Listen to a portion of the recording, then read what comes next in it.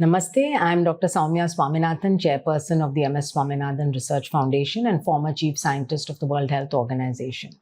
Congratulations to Terry on the Silver Jubilee. It's really a momentous occasion and a time to look back and take pride on all of the achievements.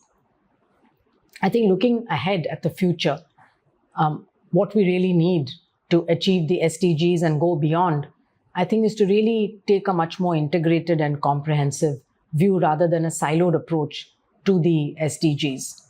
Of course, we need political commitment and financial resources.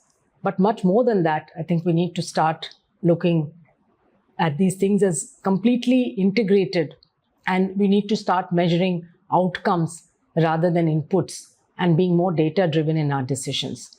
To give you an example of SDG 2 and 3, we need to start looking at nutrition and health together and to take a life course approach, including prevention and health promotion. So if we look at nutrition across the life course, and automatically then we start monitoring both the health and nutrition parameters from adolescents to young women, to pregnant women, to young children, and all the way into aging, we will not only improve the efficiencies in the program design, but we will also start identifying the barriers and sometimes the local constraints to achieving health and well-being. And finally, I think that as we look at the SDG era and again beyond 2030, really the concept of planetary health is becoming much more important. And if you really add up all the SDGs, it does add up to planetary health, or One Health, as some people like to call it.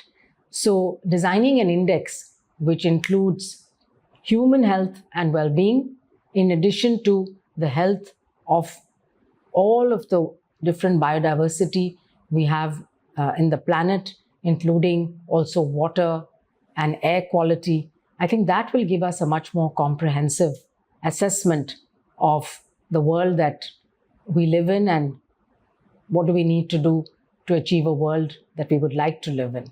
So best wishes to the conference, and I'm looking forward to listening to the vision of all the world leaders attending. Thank you.